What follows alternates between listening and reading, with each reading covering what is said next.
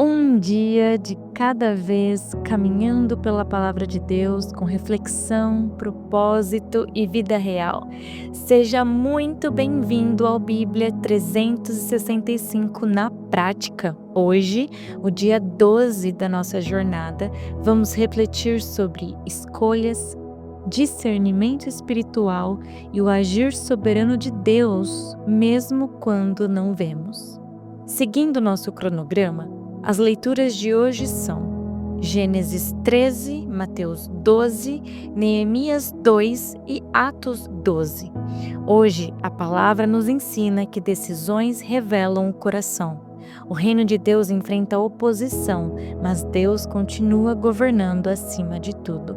Quebrando um pouco o nosso protocolo aqui dos áudios, eu sinto de falar para você, permaneça.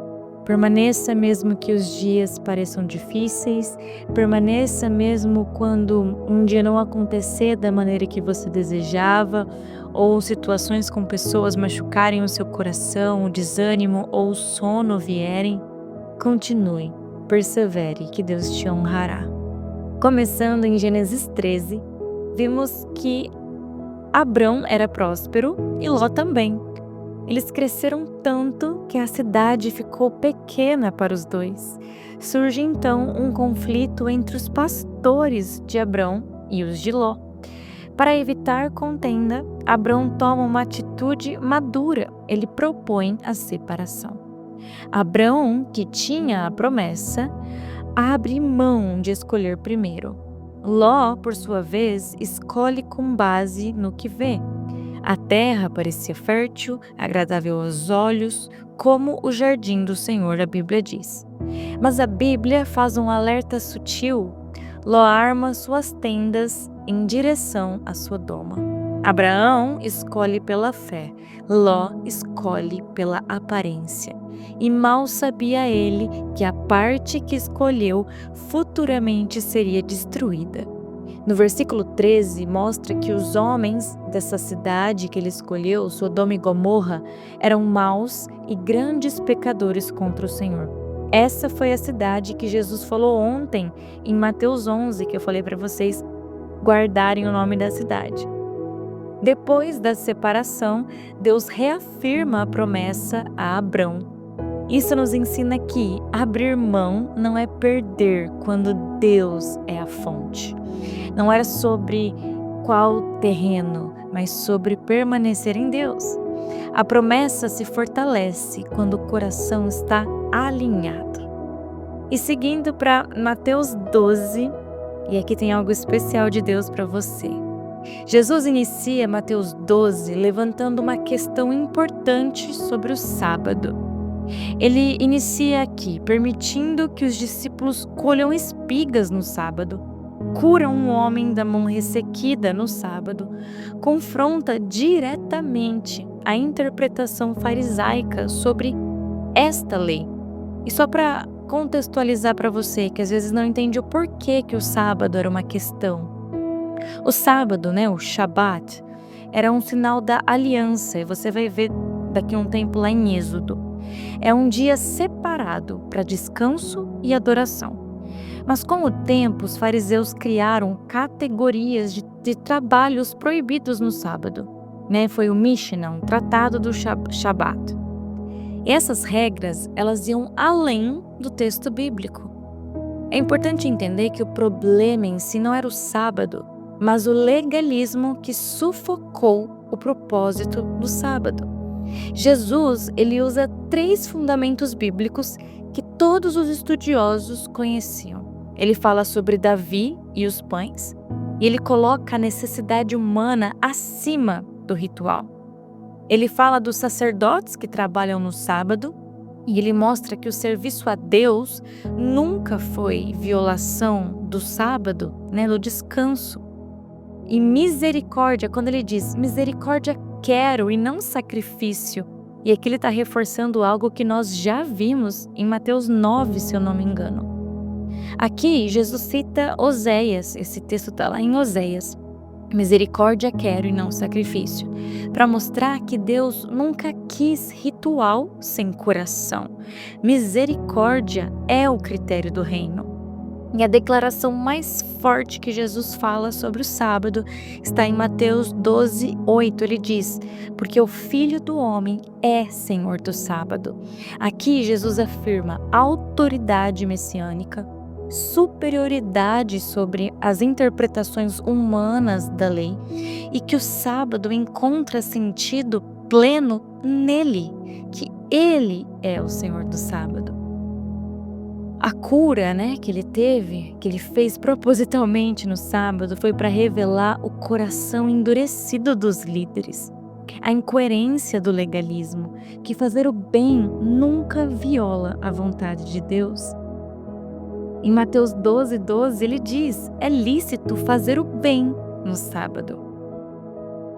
E aqui é importante a gente entender que Jesus, ele não aboliu o sábado, ele restaurou o propósito do sábado. O sábado foi feito para servir a vida, não para oprimi-la. O problema nunca foi a lei, mas o uso da lei sem misericórdia. E fazendo o meu devocional aqui hoje, eu posso afirmar para vocês, que eu senti a permissão no meu espírito de falar só até aqui de Mateus com vocês.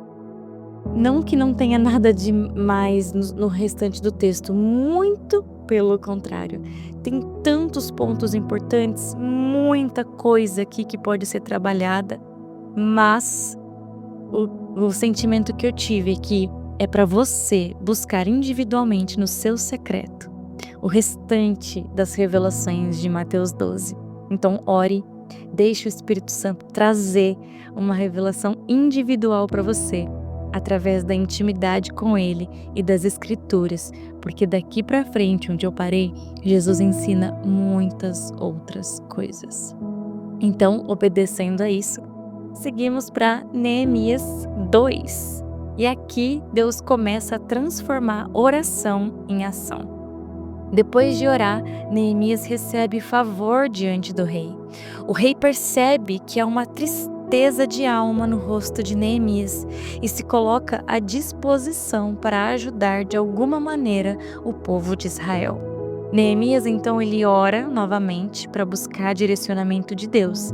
Ele não responde ao rei por impulso, você vai ler aí. Ele avalia a situação, ele planeja antes de agir e ele pede aquilo que é necessário. Assim como em Esdras, Neemias também testifica sobre a bondosa mão de Deus. E eu oro para que nós possamos testificar também a poderosa, a bondosa e a misericordiosa mão de Deus sobre as nossas vidas. Aqui, quando as cartas do rei são reveladas, surge oposição imediata. 3 personagens agora vão nos acompanhar até o final do livro e você precisa entender quem são essas pessoas. Sanbalat é o governador da Samaria, região norte de Judá. Tobias, o amonita, ele é ligado por casamentos à elite judaica e ele tem acesso interno ao povo. E Gesem, um líder árabe, ligado às rotas comerciais do sul, então ele tinha alguns interesses econômicos ali na região. E nesse primeiro capítulo, nesse primeiro momento, se você está anotando aí, esses 3 agem com zombaria. E isso vai começar a aumentar gradativamente a cada capítulo, então vai anotando. Então agora de início eles agem com zombaria. Sanbalat, Tobias e Gesem não eram apenas pessoas irritadas com Neemias, mas eles representavam interesses políticos, alianças internas falsas, ganhos econômicos. A Bíblia mostra que quando Deus começa uma obra, a oposição se levanta, mas também mostra que Deus frustra os planos dos que tentam impedir aquilo que Ele já iniciou. A Bíblia diz que eles desprezaram, e guarde isso no seu coração, desprezaram e zombaram de todo o povo. Mal sabiam eles que Deus não suporta desprezo e zombaria. Você verá mais para frente que eles apenas fortaleceram a mão de Deus sobre o povo. Então, fique tranquilo. Leve isso para o seu dia a dia. Quando alguém te desprezar ou te zombar sobre algo que está no seu coração, fique tranquilo. Isso só aumenta o favor de Deus sobre a sua vida. Deus ama honrar filhos injustiçados, guarde isso. Vemos então que Neemias responde a eles com firmeza: o Deus dos céus é quem nos fará prosperar. Para finalizar, aprendemos que o chamado espiritual não elimina planejamento. Fé e estratégia caminham juntos. E para a gente finalizar o dia de hoje, Atos 2 começa com um contraste forte. O rei Herodes maltrata alguns cristãos que amavam e seguiam a Jesus, e como o rei via que os religiosos da época se agradavam disso, prosseguiu com as maldades. Aqui, Tiago foi morto, um dos 12 de Jesus. Pedro foi preso e a igreja então começou a se posicionar em oração. Enquanto a igreja orava, Deus agiu. Um anjo libertou Pedro. Por favor, leiam, vocês vão amar ver o poder da oração em ação. As portas se abriram, cadeias caíram, e você vai ver na leitura que até o povo custa a entender o resultado da oração deles. Quando Pedro bate a porta e sai da prisão, o povo se surpreende. Por favor, leia este capítulo com atenção. E aqui, Herodes, que parecia poderoso quando iniciou o capítulo, termina sendo julgado por Deus. O reino não avança pela força humana apenas, mas pelo agir soberano de Deus totalmente. Hoje vimos que Abraão escolhe pela fé. Jesus revela um reino incompreendido por corações que são duros. Neemias planeja com coragem e Deus age poderosamente em resposta à oração do teu povo. Entenda, mesmo quando há oposição, Deus continua no controle. Querido Deus, obrigada, Pai, por este dia. Eu oro de maneira especial, Deus, para que o Senhor fortaleça os corações cansados, tristes, abatidos. Eu oro para que o Senhor nos fortaleça para que possamos continuar seguindo com os estudos, com o aprendizado da Tua Palavra. Nos ensine a fazer escolhas alinhadas contigo, Deus.